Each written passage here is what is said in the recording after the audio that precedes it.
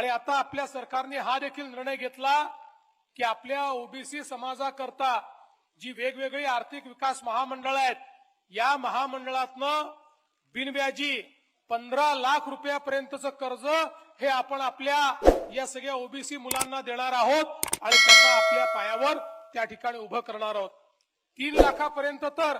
आपण निर्णय केलाय, कुठलीही तारण नाही, कुठली गॅरंटी नाही, कुठलंही त्या ठिकाणी बिना गॅरंटीचं कर्ज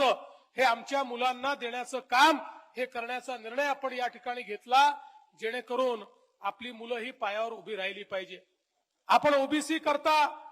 मोदी घरकुल योजना सुरू केली आणि 10 लाख ओबीसी करता त्यांना हक्काचं घर मिळालं पाहिजे, या दृष्टीनं काम सुरू केलं। मला अतिशय आनंद आहे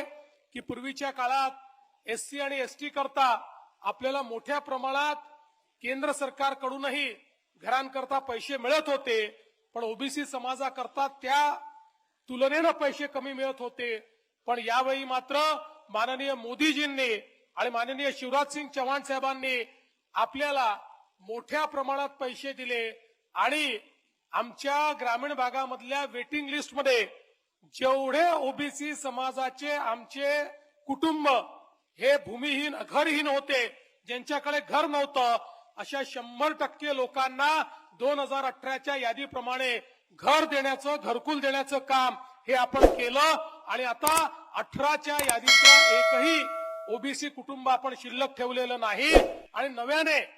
जे लोक आता त्याच्यानंतर सुटलेले आहेत त्यांचीही नोंदणी आपण केलेली आहे आणि येत्या वर्ष 2 वर्षात त्यांनाही घर देण्याचं काम हे आपल्या सरकारच्या माध्यमातून आपण करतो।